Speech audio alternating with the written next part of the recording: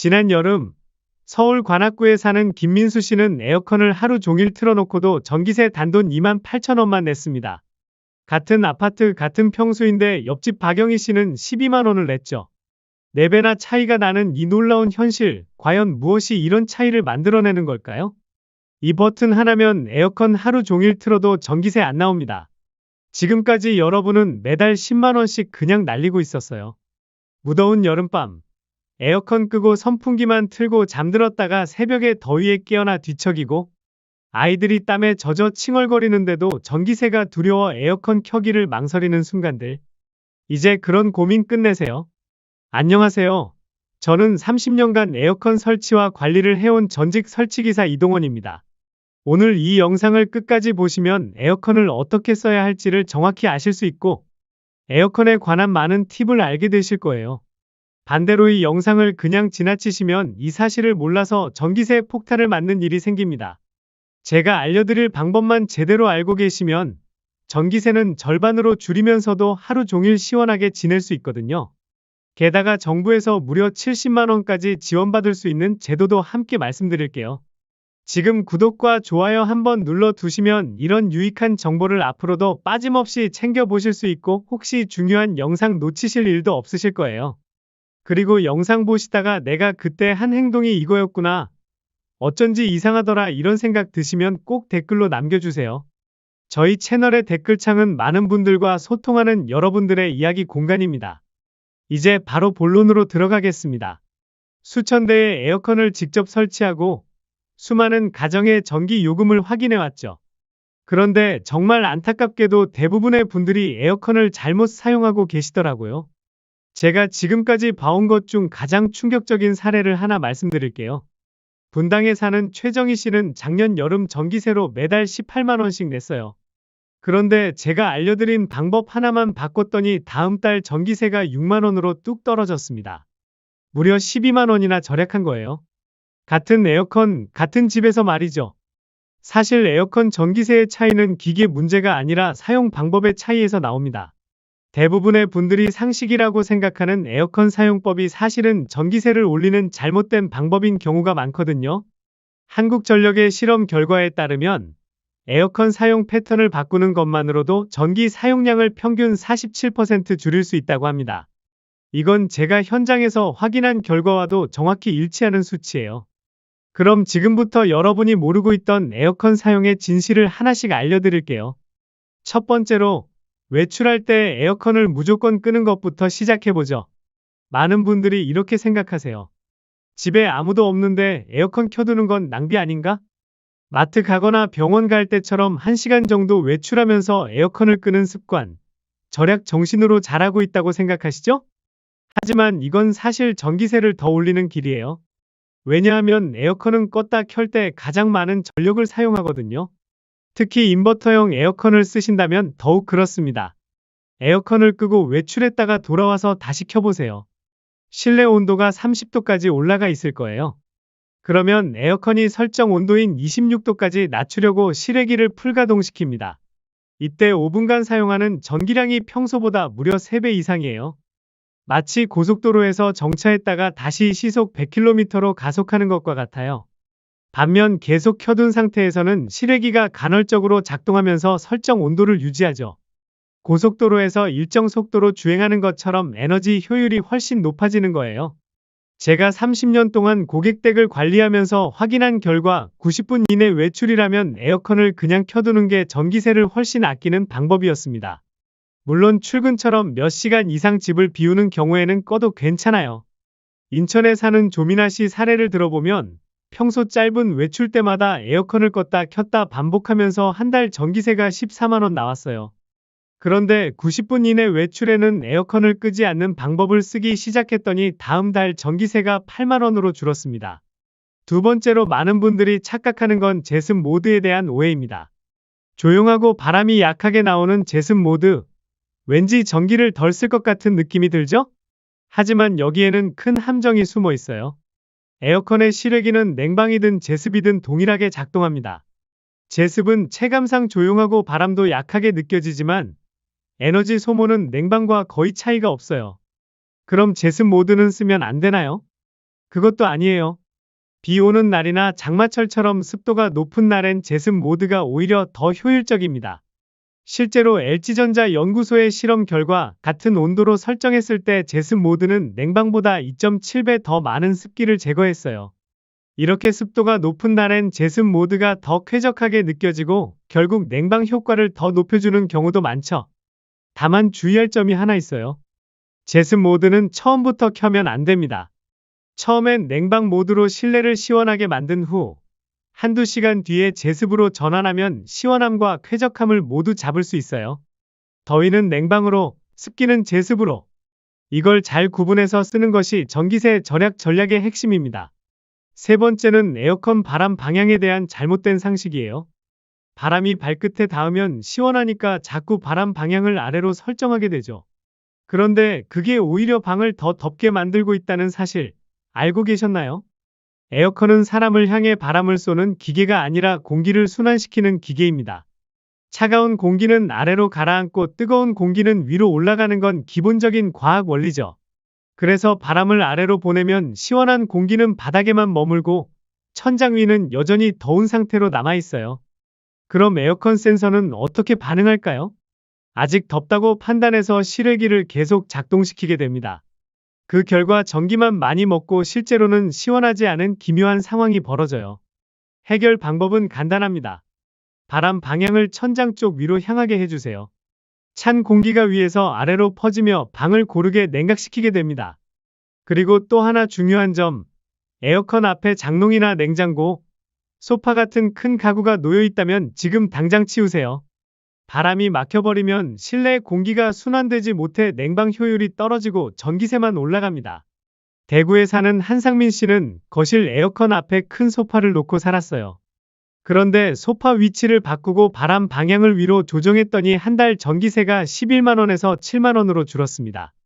이 두 가지, 바람 방향과 에어컨 앞 공간 정리만으로도 전기세를 절반으로 줄일 수 있어요. 네 번째는 정말 중요한 건데 대부분의 분들이 대수롭지 않게 생각하는 오토 AI 절전 버튼입니다. 리모컨에 오토, AI, 에코, 스마트, 절전 같은 버튼 있으시죠? 대부분의 분들이 이 버튼을 무시하거나 어떻게 쓰는지 몰라서 사용하지 않으세요. 하지만 저는 이걸 마법의 버튼이라고 부릅니다. 왜냐하면 이 기능 하나만으로도 에어컨 전기세를 절반까지 줄일 수 있거든요. 이 버튼을 누르면 설정 온도에 도달한 뒤 에어컨이 스스로 실외기 출력을 조절해요. 필요할 때만 돌아가고 그 외엔 자동으로 쉬는 거죠. 마치 30년 경력의 전문가가 리모컨을 옆에서 조절해주는 것과 같아요. 제가 직접 실험해본 결과 일반 모드 사용 시 전기세 93,000원, 오토 모드 사용 시 전기세 57,000원으로 무려 36,000원의 차이가 났습니다. 혹시 우리 집 리모컨엔 없던데요? 하시는 분들 모든 버튼을 여러 번 눌러보세요. AI, 스마트, 에코, 절전 등으로 표시될 수 있어요. 이런 기능이 없을 수 있는 건 2010년 이전 모델뿐입니다. 단, 오토 모드에도 함정이 있어요. 처음 30분은 조작하지 마세요. AI가 패턴을 학습하는 시간이거든요. 너무 오래된 AI는 단순해서 15년 이전 모델은 오히려 일반 자동이 나을 수 있어요. AI도 완벽하지 않으니까 너무 춥거나 더우면 온도를 수동 조절하세요. 전문가들이 말하는 오토 모드의 핵심은 이거예요. 기본을 잡아주는 기능이지 모든 걸 대신해주는 만능은 아니라는 점입니다. 다섯 번째는 햇빛 차단의 중요성입니다. 에어컨을 아무리 강하게 틀어도 방이 시원하지 않다면 가장 먼저 의심할 것은 바로 햇빛이에요. 특히 남향 창문, 베란다, 거실 유리창처럼 태양광이 직접 들어오는 공간은 실내 온도를 순식간에 3도에서 4도나 올립니다. 햇빛은 들어오면 열로 바뀌어요. 이 열은 한번 들어오면 잘 빠져나가지 않기 때문에 실내 온도를 계속 올리는 원인이 됩니다. 이럴 땐 꼭 햇빛 차단용 커튼을 사용하세요. 일반 커튼이 아니라 열 차단 기능이 있는 암막 커튼이나 블라인드가 효과적이에요. 은색, 흰색처럼 밝은 색상이 더 좋고 진한 색상은 오히려 열을 흡수합니다. 또한 오후 2시에서 5시는 반드시 커튼을 닫아주세요. 이 시간대에 들어온 열은 밤까지 집을 덥게 만들어요. 선풍기 위치도 중요해요.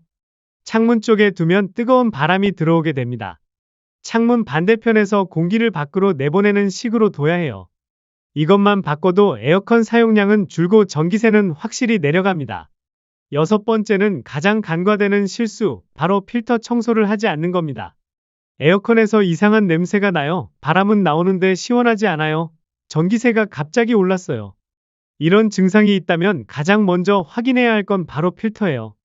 실제로 제가 어떤 할머니 댁에 갔더니 필터에 먼지가 까맣게 쌓여서 원래 색도 보이지 않더라고요. 그 에어컨은 3년 동안 한 번도 필터 청소를 하지 않으셨대요. 당연히 전기세는 매달 15만 원 이상 나왔어요. 제가 직접 필터를 청소해드리고 난 뒤 다음 달 전기세는 7만 8천 원까지 내려갔습니다. 이처럼 필터 하나 청소하는 것만으로도 한 달에 7만 원을 절약할 수 있어요. 청소 방법은 아주 간단합니다. 전원 끄고, 커버 열고, 필터 꺼내고, 미지근한 물로 부드럽게 닦고, 완전히 말려서 다시 장착. 총 걸리는 시간 10분도 안 돼요.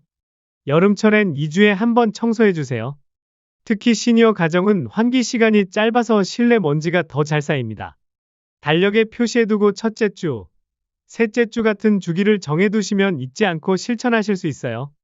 청소만 잘해도 냄새는 사라지고 냉방은 더 강력해지며 전기세는 눈에 띄게 내려갑니다. 지금까지 소개해드린 6가지 방법 중 하나만 고쳐도 전기세는 줄어들어요. 모두 고친다면 여름 한 달 전기세가 반값이 되는 건 어렵지 않습니다.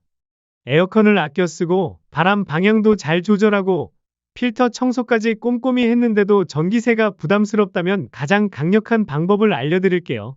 사실 우리가 할 수 있는 절약법 중 가장 좋은 방법은 바로 정부에서 지원해주는 에너지 바우처 제도를 활용하는 거예요. 이 제도를 모르고 지나치시는 분들이 너무 많아요. 작년만 해도 수십만 명이 대상자였는데도 신청을 안 해서 아무 혜택도 못 받은 채 여름을 보냈습니다. 여러분은 그러시면 안 되죠. 지금 이 영상을 보고 계신 분들 중 집에 냉방 가전이 있고 일정 조건을 만족하신다면 바로 이 제도의 수혜자가 될 수 있어요. 에너지 바우처란 한마디로 설명드리면 정부가 여름철 에어컨 사용으로 인한 전기 요금을 지원해주는 정책입니다. 올해 기준으로 가구 원수에 따라 최대 70만 원까지 지원을 받을 수 있어요. 전기 요금 고지서에서 자동으로 차감되거나 바우처 카드 형태로 지급되기 때문에 사용자 입장에선 너무 편하고 간단하죠. 가구 규모에 따른 지급 금액은 이렇게 됩니다. 1인 가구는 약 29만 원, 2인 가구는 약 40만 원, 3인 가구는 약 53만 원, 4인 이상 가구는 최대 70만 원. 이 정도면 여름철 전기세 걱정은 거의 없어지겠죠? 그럼 누가 이 혜택을 받을 수 있을까요? 조건은 2가지가 모두 해당되어야 합니다. 첫 번째는 소득 조건입니다. 기초생활수급자, 차상위 계층, 기초연금 수급자 등에 해당되면 돼요. 두 번째는 세대 특성 조건인데 세대원 중 한 분이라도 아래 조건에 해당되면 됩니다.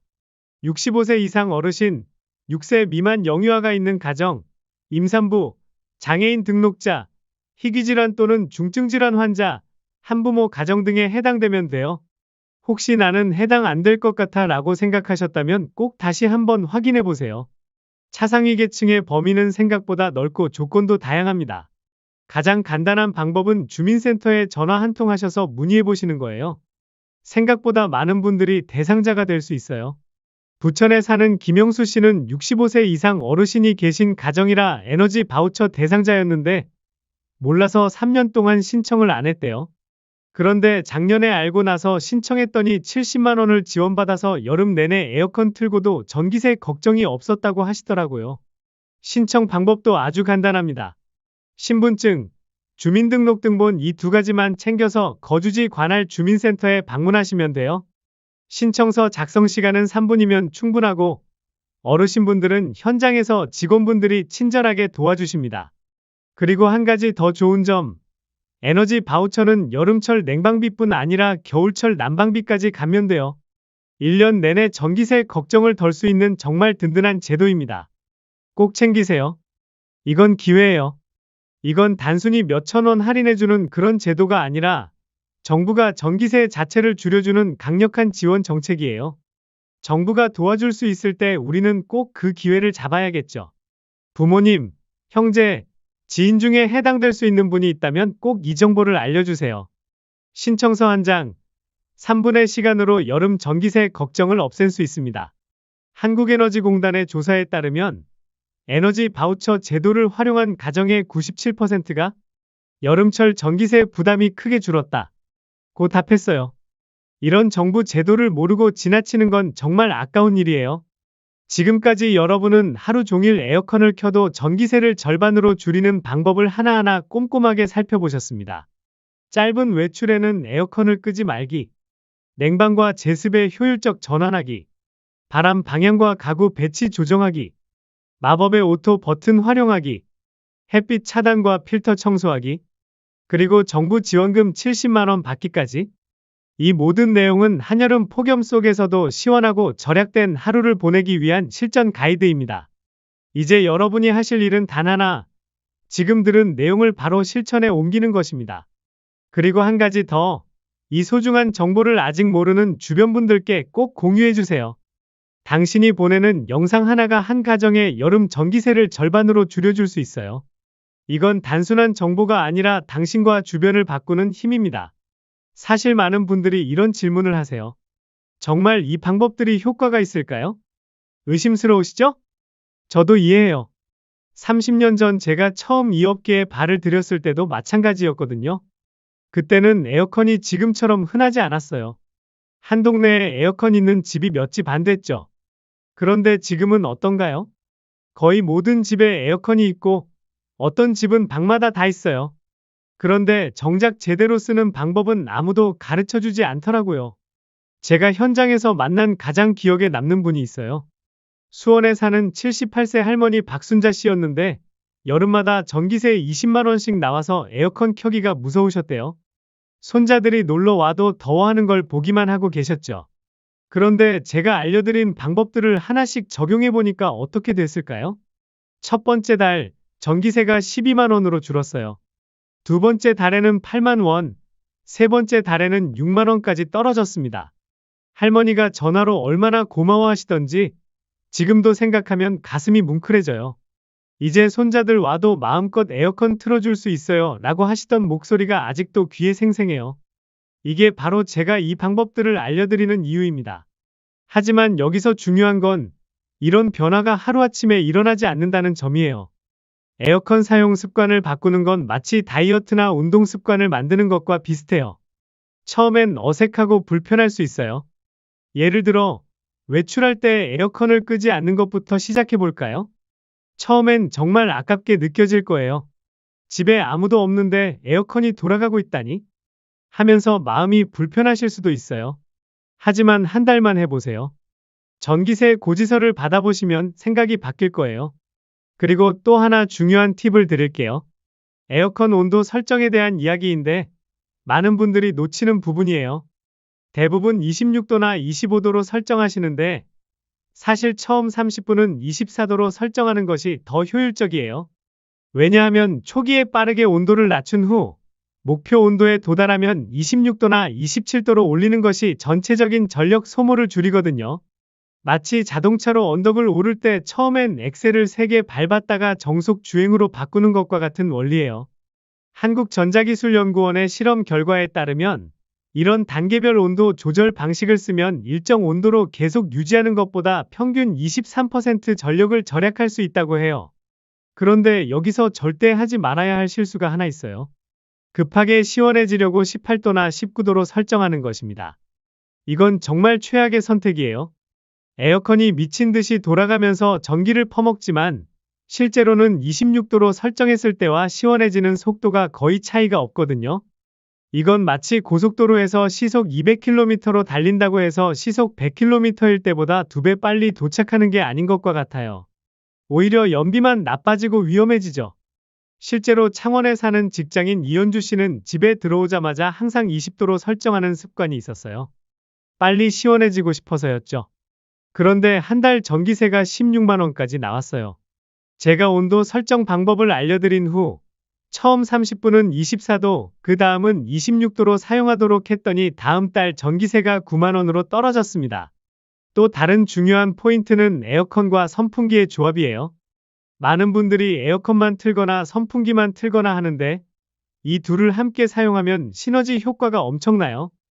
에어컨으로 공기를 차갑게 만들고 선풍기로 그 찬 공기를 순환시키는 거예요. 그러면 에어컨 온도를 27도나 28도로 설정해도 24도만큼 시원하게 느껴져요. 체감 온도가 3, 4도 정도 낮아지는 효과가 있거든요. 여기서 선풍기 위치가 중요해요.